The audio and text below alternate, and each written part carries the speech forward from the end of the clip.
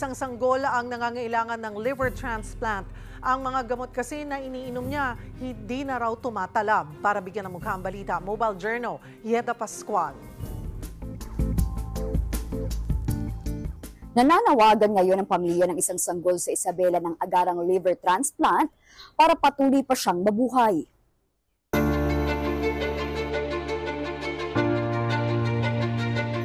Magtatatlong buwan pa lang si Baby Jackson nang mapansin ng mga magulang niyang sina Jonalyn at Jixon Villanueva na unti-unti siyang naninilaw. Nung una akala nila kulang lang sa paaraw. Pero pagtagal, pati ang puti ng kanyang mata naninilaw na rin. Bali, nung nagbubuntis naman ako nun, ma'am, is normal naman po lahat, ma'am.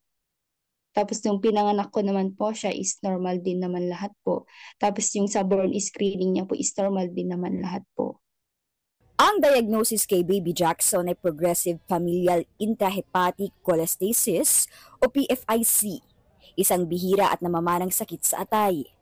Sa ganitong kondisyon, nahihirapan ang atay na maglabas ng apdo, kaya naiipon ito sa loob ng katawan at unti-unting nakakasira sa atay. Kinakailangan na raw ng agarang liver transplant ng sanggol. Pero ang operasyon, gagawin pa sa bansang India. Meron naman daw sa Pilipinas, ma'am, kaso yung pricey po yung yung cost. Unlike po sa India na ma'am, nasa almost 2M po. Pero sa atin kasi nagre-range daw ata ng 3 to 8. Kung hindi pa po namin siya mapupunta, baka daw po kasi magkomplikasyon po, ma-infection or tsaka baka mag-bleeding na po siya. Hindi umiepekto ang gamot na iniinom ni Jackson. At bukod sa paninilaw, ngayon ang kulay ng kanyang dumi, gray o puti na.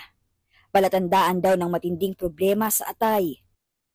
Nananawagan po kami na sana po tulungan niyo po kami para maipunta na po namin siya sa lalong madaling panahon po yung anak namin, para hindi na po lumala po yung sitwasyon po sa kanya kasi for emergency na po kasi yung baby.